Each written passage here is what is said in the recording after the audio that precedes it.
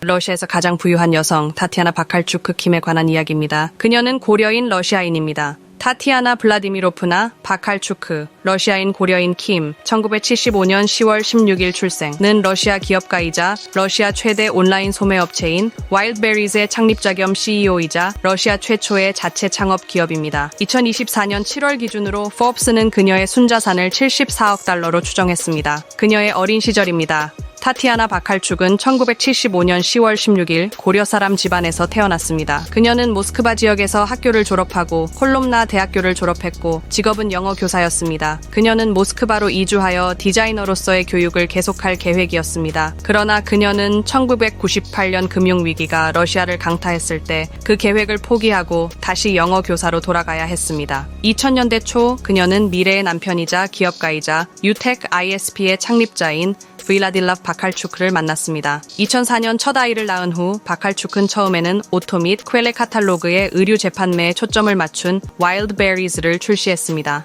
회사 공식 연역에 따르면 바칼축은 자본금이나 경험, 전문 교육 없이 사업을 시작했습니다. 그러나 그녀는 남편 브라디슬라프 바칼추크로부터 초기 자본을 얻었습니다. 특히 이 금액은 수백만 달러로 추산됐습니다. 그 직전에 그는 인터넷 제공업체인 UTEC를 갓프롬방크에 750만 달러에 매각했습니다. 벨리 소식통은 바칼축스가 처음에 오토 또는 퀼레 카탈로그에서만 옷을 판매하지 않았다고 주장합니다. 즉 그들은 비키노 주레비노 지역의 다이너마이트 쇼핑센터에 있는 중고 매장에서도 의류를 판매했습니다. 이 매장은 유럽의 중고 의류 1000여 종을 취급하는 아울렛으로 홍보했습니다. 일부 항목은 웹페이지를 통해서도 배포되었습니다. 2003년의 쇼핑센터의 주소는 바칼축과 페이디비의 UT 디자인 스튜디오가 만든 디럭스 카탈로그의 연락처에 기재되었습니다. 이와 반대로 와일드베리스는 중고 매장이 회사와 제휴하지 않았다고 주장합니다. 그녀의 직업 커리어입니다. 2006년까지 와일드베리스는 택배팀, 전화 교환원 및 IT 직원으로 구성된 모스크바 지역 밀코베 사무실을 확보했습니다. 그 무렵 회사는 소규모 현지 유럽 브랜드의 의류와 유명 브랜드의 오래된 컬렉션의 과잉 재고를 판매하기 시작했습니다. 와일드베리즈는 균일한 배송비와 무료 체험을 제공하고 피팅룸을 갖춘 픽업 지점 네트워크를 구축한 러시아 최초의 전자상거래 회사 중 하나입니다. 2020년까지 회사는 7,000개 이상의 픽업 지점을 운영했습니다.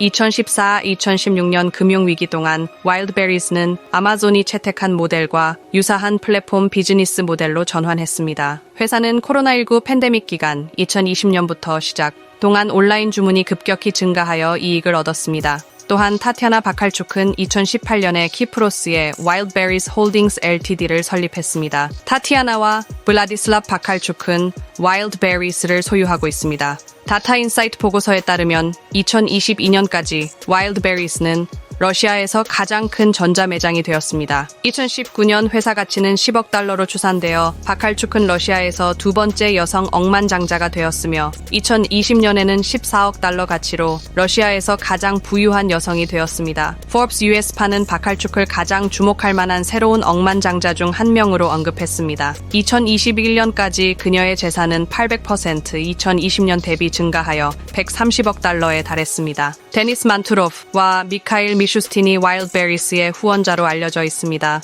만투로프가 이끄는 러시아 산업통상부는 2020년에 정부 법령 초안을 작성했습니다. 이 법령은 러시아 시장의 물류 비용을 보조할 것을 제안했습니다. 외국인 주주의 부재는 정부 지원을 받기 위한 1차적인 조건이었다. 결과적으로 와일드베리즈라는 단 하나의 시장만이 이러한 기준을 충족할 수 있습니다. 또한 2020년에 타티아나 바칼축은 이전에 삼벨 카라페티안의 타실 홀딩이 관리했던 스탠더드 크레디트 뱅크를 인수했습니다. 은행은 와일드베리즈 뱅크로 이름이 변경되었습니다. 웹페이지의 정보에 따르면 같은 해 10월, 11월 은행의 순자산은 3,140만 루블 감소했으며 대출 포트폴리오는 거의 2,350만 루블을 잃었습니다. 더욱이 은행 분석 웹사이트에 따르면 2022년 초 스탠다드 크레디트 자산의 65% 이상이 크레디스로 구성됐습니다. 일부 언론은 빚에 눌린 소매업체로부터 현금을 인출하기 위해 은행의 인수가 필요했다고 주장합니다. 2021년부터 2022년까지 바칼축은 전적으로 친크렘린 은행인 VTB 은행의 감독위원회 회원이었습니다. 2021년 12월 그녀는 전 러시아 인민전선에 합류했습니다. 2021년에 러시아 디지털 개발부는 사전 설치된 애플리케이션 목록에 4개의 새로운 카테고리 전자상거래 포함을 추가했습니다. 와일드베리스만이 제한된 기준을 충족할 수 있었습니다. 2022년 산업통상부는 온라인 시장인 와일드베리스가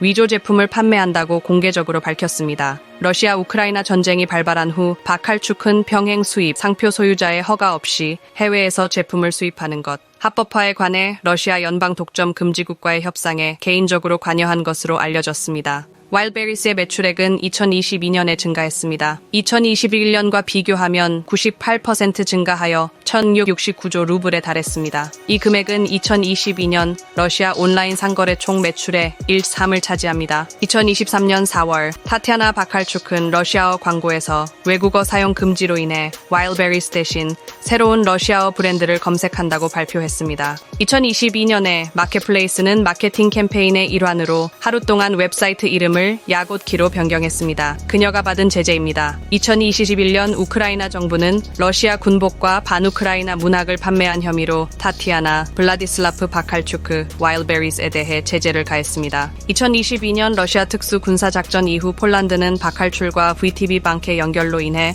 와일드베리스와 바칼추크를 제재 목록에 추가했습니다. 그녀의 포브스 순위입니다. 타티아나 바칼축은 러시아에서 가장 부유한 여성입니다. 예레나 바투리나와 함께 그들은 포브스 순위에 나오는 2명의 여성 억만장자입니다. 2021년 12월 포브스는 와일드베리스 전자상거래 플랫폼의 99%를 소유한 타티아나 바칼축을 전 세계 억만장자들 사이에서 역동적인 부성장 리더로 선정했습니다. 2021년에 그녀의 사업은 1000% 이상 성장했습니다. 2019년 12월 31일까지 타티아나는 단독 소유주였지만 그 후 그녀는 1%를 남편 빌라딜라프 바칼축에게 양도하여 그들의 가족이 포브스의 러시아 가장 부유한 가족 순위에서 로텐베르크 가족보다 앞서 1위를 차지했습니다. 전문가들에 따르면 재산 지분을 양도하는 것은 순전히 기술적인 일입니다. 러시아 법률에 따라 개인 소유자가 있는 조직은 100% 자회사를 만들 수 없습니다. 회사의 공동 소유권을 통해 와일드베리스는 단순화된 절차에 따라 자회사를 설립하고 보다 성공적인 기업의 구조를 구축할 수 있게 될 것입니다. 그녀의 개인 생활입니다. 그녀는 빌라딜라프 바칼축과 결혼하여 4명의 자녀를 두고 있으며